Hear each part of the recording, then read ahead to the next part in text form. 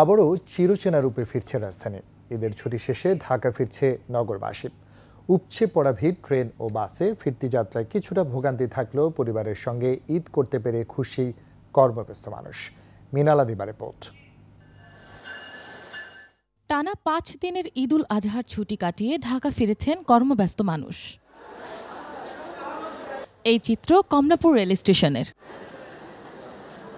কিছু কিছু ট্রেনে শিডিউল বিপর্যয়ে ভোগান্তি পোহাতে হয় যাত্রীদের। উৎসবে স্বজনদের সঙ্গে মিলতে পারার আনন্দ ভুলিয়ে দিয়েছে সব কষ্ট।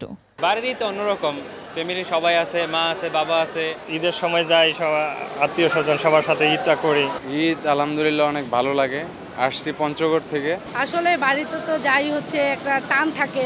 আজকে যখন আমরা চলে আসছিলাম আসলে অনেক কষ্ট লাগছিল। আমার আসার সময় খুব মন খারাপ হয়েছে, এমনকি সবার জন্য সবাইকে অনেক মিস করি। বাস টার্মিনালের চিত্রও একই রকম। বিভিন্ন প্রান্ত থেকে ঢাকায় ঢুকছেন কর্মব্যস্ত মানুষ।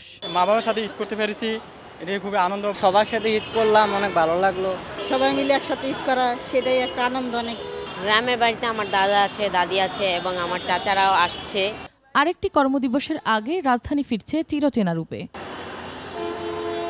মিনালা দিবা, ২১ টেলিভিশন, ঢাকা।